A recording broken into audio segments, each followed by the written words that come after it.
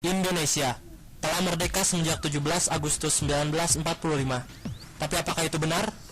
Jika kita menelaah dalam kehidupan sehari-hari, maka kita akan menyadari bahwa Indonesia masih terjajah. Hal-hal itu tercerminkan dari sikap dan moral pemuda penerus bangsa. Penjajahan di era modern ini bukan lagi sebuah peperangan, penindasan, dan perebutan kekuasaan di antara negara-negara yang berbeda. Penjajah itu lahir dari ego yang menyebabkan sifat-sifat tidak terpuji itu muncul, seperti kemalasan,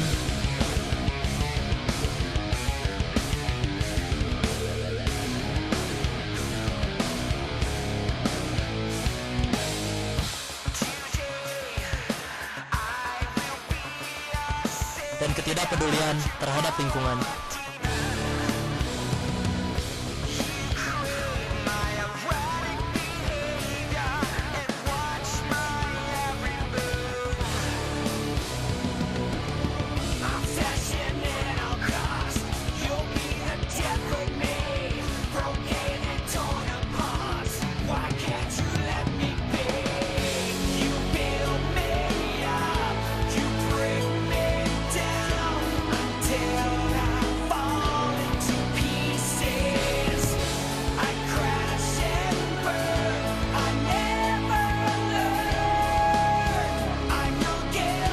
Penindasan, penganiayaan, dan pergaulan bebas.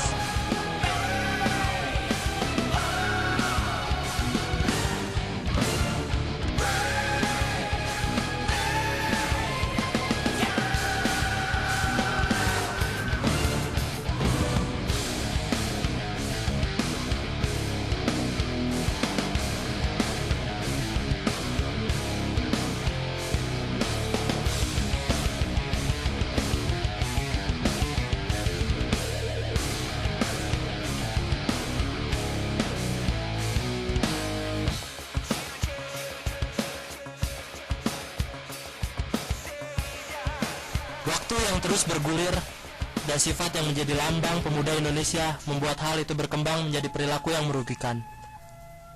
Penindasan, penganiayaan, dan pergaulan bebas merajalela di mana-mana. Lalu, apa yang harus kita lakukan? Apakah kita hanya diam dan berpangku tangan melihat bangga Indonesia semakin terpuruk? Tidak, kita harus bertindak. Kita harus melawan para penjajah ini.